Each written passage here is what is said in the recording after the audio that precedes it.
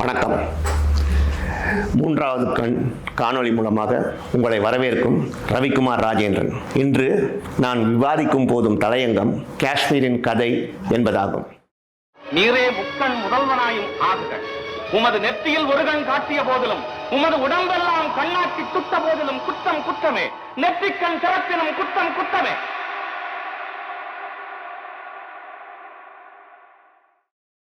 காஷ்மீர் நமது நாட்டில் உள்ள வடகோடி மாநிலம், இரண்டாவது சுவிட்சர்லாந்து என்று அழைக்கப்படும் ஒரு அழகான பிரதேசம். என்ன செய்வது, அழகு இருக்கும் இடத்தில்தான் ஆபத்தும் இருக்கும். நமது பகை நாடுகளான பாகிஸ்தான் மற்றும் சீனாவின் எல்லையை கொண்டது காஷ்மீர். இரண்டாவது, காஷ்மீர் ஒரு மிகவும் சரித்திர முக்கியத்துவம் வாய்ந்த ஒரு இடமாகும் அரசியல் ரீதியாக. ஏனென்றால் காங்கிரஸ் என்ற ஒரு மாபெரும் பேர் இயக்கம் இன்று இந்தியாவில் படுதோல்வி அடைந்ததற்கு காரணம் காஷ்மீரில் எடுத்த அவர்களுடைய தவறான முடிவு. பாரதிய ஜனதா கட்சி இன்று மூன்றாவது தடவையாக பாரத பிரதமர் மோடி அவர்கள் தலைமையில் ஆட்சி நடத்துகிறது என்றால் அதற்கும் காஷ்மீர் மாநிலம்தான் காரணம். இப்பொழுது நாம் காஷ்மீரின் கதைக்கு செல்வோம். காஷ்மீர் ஆரம்பத்தில் ஒரு சுதந்திர நாடாக தான் இருந்தது. பெரும்பான்மையான இஸ்லாமியர் கொண்ட அந்த மாநிலத்தில் ஹரி சிங் என்கிற ஒரு இந்து மன்னர் ஆண்டு வந்தார். காஷ்மீர் மாநிலம் அந்த காலகட்டத்தில் 70% இஸ்லாமியர்களும் 30% காஷ்மீர் பண்டித் என்ற உயர்ஜாதி இந்துக்களும் ஒற்றுமையாக சகோதர பாசத்துடன் வாழ்ந்து வந்தார்கள். அந்த காலகட்டத்தில் ஷேக் அப்துல்லா, அதாவது இப்போ இருக்கிற உமர் அப்துல்லாவோட தாத்தா, முஸ்லிம் கான்ஃபரன்ஸ் என்ற இயக்கம் ஆரம்பித்து வைத்தார். இயக்கத்தை நடத்தி கொண்டு வந்தார். அவருடைய கனவு எப்படியாவது தான் காஷ்மீரின் பிரதமராக வேண்டும் என்பதால். அதற்கு அவர் என்ன செய்தார் என்றால், பெரும்பான்மையோட இஸ்லாமியர்களிடம் பிரிவினைவாதத்தை தூண்டி கொண்டிருந்தார். அதாவது பெரும்பான்மையாக வாழும் இஸ்லாமியர்களாக நாம் எதற்கு ஒரு இந்து மன்னன் கீழ் நாம் வாழ வேண்டும் என்பதுதான் அதன். அவருடைய நெருங்கிய நண்பர் திரு ஜவஹர்லால் நேரு அவர்கள். இதில் என்ன ஒரு வேடிக்கைன்னா, ஜவஹர்லால் நேரு காஷ்மீரி பண்டித் மதத்தைச் சேர்ந்தவர், இந்து மதத்தைச் சேர்ந்தவர். ஆனால் அவர் ஆதரித்தது இஸ்லாமியரான திரு ஷேக் அப்துல்லாவை. அந்த காலகட்டத்தில் அவர் காஷ்மீர் மக்களுக்கு ஒரு வேண்டுகோள் விடுத்தார். அங்கிருக்கும் காஷ்மீர் பண்டிதர்களுக்கு ஒரு வேண்டுகோள் விடுத்தார். நீங்கள் ஷேக் அப்துல்லாவுக்கு அனுசரித்து விட்டு போவது நல்லது, இல்லை என்றால் உங்களுடைய பாதுகாப்புக்கு நான் எந்தவித உத்தரவாதமும் கொடுக்க முடியாது என்பதுதான் அது.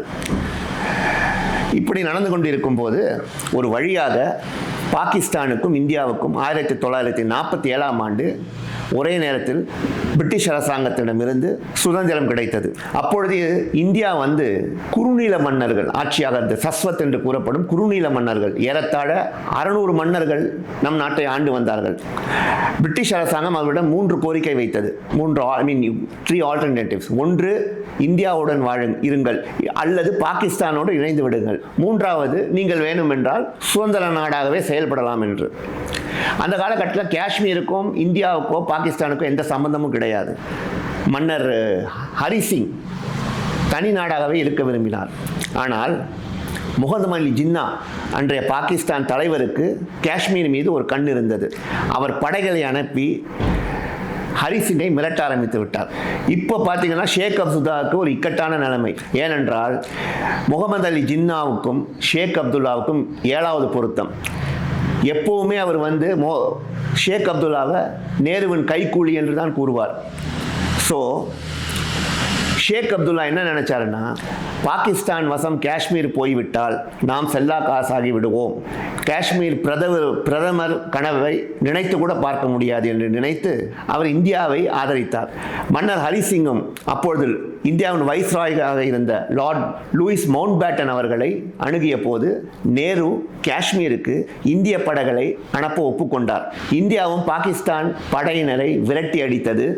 அப்பொழுது நேரு செய்த முதல் தவறு, யுனைடெட் நேஷன்ஸ் ஐநா சபைக்கு காஷ்மீர் பிரச்சனையை சென்று கொண்டது. அது வருங்காலத்தில் நமது இந்திய நாட்டிற்கு மிகப்பெரிய பின்னடைவாக அமைந்தது. ஒரு வழியாக காஷ்மீர் இந்தியாவின் மாநிலமாக இணைந்தது. ஸ்பெஷல் ஸ்டேட்டஸ், அதாவது தனிச்சலுகையில் ஹரி சிங் எதிர்பார்த்தார். அத்தனையும் நேரு நிறைவேற்றினார். பட் நம்ம ஷேக் அப்துல்லா சும்மா இல்லை, மறுபடியும் கலவரத்தை தூண்டினார். ஸோ 1954 ஆண்டு தன் ஆர்வியின் நண்பர் ஷேக் அப்துல்லாவை திருப்திப்படுத்துவதற்காக ஜவஹர்லால் நேரு அவர்கள் 2 சட்டங்களை இயற்றினார். ஒன்று ஆர்டிகல் 370 370வது சட்டம். அந்த சட்டத்தின்படி காஷ்மீரில் சொத்து வாங்கும் உரிமை, வேலை பார்க்கும் உரிமை காஷ்மீர் மக்களுக்கு மட்டும்தான் சொந்தம் என்பதுதான் அந்த சட்டம். இரண்டாவது, இந்தியாவில் உள்ள மற்ற மாநிலத்தவர்களுக்கு எந்த உரிமையும் கிடையாது. தொழிற்சாலை தொடங்கவோ அல்லது வணிகம் தொடங்கவோ எந்த உரிமையும் அவர்களுக்கு அந்த சட்டத்தில் கிடையாது. அவர்களுக்கு என்று ஒரு தனி கொடி, அவர்களுக்கு என்று ஒரு தனி காவல்துறைக்கும் மத்திய அரசுக்கும் எந்த சம்பந்தம் கிடையாது. ஆனால் அவர்கள் இந்திய கொடியை கிழித்து அவமானப்படுத்தினால் மற்ற இந்தியர்களுக்கு அதில் தலையிட உரிமை கிடையாது.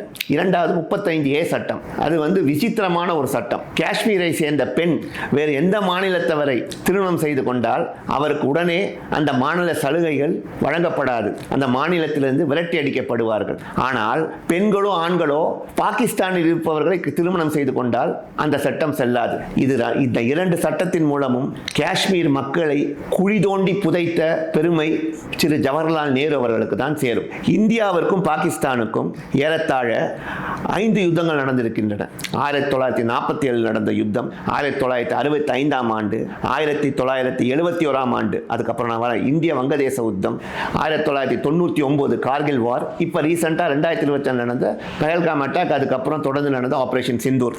இதில் 1971 ஆண்டு இந்திரா காந்தி அம்மையார் பிரதமராக இருந்தபோது வங்கதேசத்தை விடுவிப்பதற்காக போர் நடந்தது. அதில் இந்திரா காந்தி வெற்றியும் பெற்றார். அந்த காலகட்டத்தில் பாகிஸ்தான் ஆக்கிபைட் காஷ்மீர் என்கிற இடம், அதாவது 70% காஷ்மீர் நம்மிடமும் 30% காஷ்மீர் பாகிஸ்தானிடம் உள்ளது. அந்த இடத்தை நம் வீரர்கள் இந்தியாவுக்கு மீட்டெடுத்தார்கள். ஆனால் அப்பொழுது ஷேக் அப்துல்லாவின் மகன் ஃபரூக் அப்துல்லா காஷ்மீரின் முதல்வராக இருந்தார். அவர் இந்திரா காந்தி அம்மையாருக்கு ஒரு வேண்டுகோள் விடுத்தார். பாகிஸ்தான் ஆக்கிபைட் காஷ்மீரை நீங்கள் பாகிஸ்தானுக்கு திருப்பி கொடுக்க வேண்டும் என்று. அந்த தவறான முடிவை இந்திரா காந்தி எடுத்தார். பல்லாயிரக்கணக்கான நம் இந்திய ராணுவ வீரர்கள் ரத்தம் சிந்தி எடுத்த பூமியை பாகிஸ்தானுக்கு திருப்பி கொடுத்ததன் மூலம் இன்று வரை நாம் தீவிரவாத அச்சுறுத்தலில் இருக்கோம் என்றால் அதற்கு காரணம் இந்திரா காந்தி அம்மையார் என்றால் அது மிகையாகாது. காஷ்மீர் மக்கள் அப்பாவியான மக்கள், மிகவும் நல்லவர்கள். அவர்கள் இந்தியாவோடு தான் இருக்க வேண்டும் என்ற எண்ணம் உடையவர்கள். ஆனால் காஷ்மீரில் உள்ள அரசியல்வாதிகள் சுயநலம் மிக்கவர்கள், தேச துரோகிகள். அவர்களுக்கும் பாகிஸ்தானை சேர்ந்த உளவமைப்பான ISIக்கும் மாமன் மச்சா உறவு இருக்கிறது. அதை யாரும் மறுக்க முடியாது. இப்படி இருந்து கொண்டிருக்கிற காலத்தில் தீவிரவாதிகளின் தூண்டுதலால் காஷ்மீரில் வாழும் காஷ்மீர் பண்டித்துகளுக்கு பலவிதமான கொடுமைகளும் தீவிரவாத செயல்களும் இழைக்கப்பட்டன. 1991 ஆண்டு திரு VP சிங் பிரதமராக இருந்த காலகட்டத்தில் காஷ்மீரின் கருப்பு தினமாக மாறியது. அங்கிருந்த லட்சக்கணக்கான காஷ்மீர் பண்டித்துகள் அடித்து துன்புறுத்தப்பட்டு, அந்த இனத்தை சேர்ந்த பெண்கள் பட்டு காஷ்மீரை விட்டே தன் உயிர் உடைமைகளை இழந்து துரத்தி அடிக்கப்பட்டனர். உலகத்திலேயே ஒரு நாட்டைச் சேர்ந்த மக்கள் அகதிகளாக இறங்கி வந்த கதை என்றால் அது இந்தியாவில் மட்டும்தான் நடக்கும். அப்பொழுது முதல்வராக இருந்த ஃபரூக் அப்துல்லா அதை பெரிதாக கண்டு கொள்ளவில்லை. அதன் பிறகு அமைந்த காங்கிரஸ் அரசும் அதை பொருட்படுத்தவில்லை, எந்தவித நடவடிக்கையும் எடுக்கவில்லை. இது என்ன ஆனது என்றால், நாளடைவில் பெரும்பான்மையான இந்து மக்களுக்கு காங்கிரஸ் இயக்கத்தின் மீது ஒரு வெறுப்பு ஏற்பட்டது. என்னை பொறுத்தவரையில் சிறுபான்மையினர் என்றும் பாதுகாக்கப்பட வேண்டும் என்பதில் நான் உறுதியாக இருக்கிறேன். அதே சமயத்தில் சிறுபான்மையினர் ஓட்டு வங்கிக்காக பெரும்பான்மையரான இந்துக்களின் வயிற்றில் அடித்ததால் இன்று காங்கிரஸ் காணாமல் போய்விட்டது. பிஜேபி ஆட்சிக்கு வந்திருக்கிறது. இதுதான் நிதர்சனமான உண்மை. பிறகு 2019 ஆண்டு பிரதமர் மோடிஜி அவர்களும் அமித்ஷாவும் சேர்ந்து 370 சட்டத்தையும் 35A சட்டத்தையும் திரும்பி பெற்றார்கள். காஷ்மீரும் லடாக்கும் தனி மாநிலங்களாக பிரிக்கப்பட்டு அவர்கள் யூனியன் டெரிட்டரி ஸ்டேட்டஸ் வழங்கப்பட்டது. இன்று காஷ்மீர் வளர்ச்சி பாதையை நோக்கி சென்று கொண்டிருக்கிறது. உதாம்பூர், பரமுல்லா, செர்னாப் ரயில் பாதை அமைந்த பிறகு காஷ்மீரின் வணிகம் 5 மடங்கு உயர்ந்திருக்கிறது.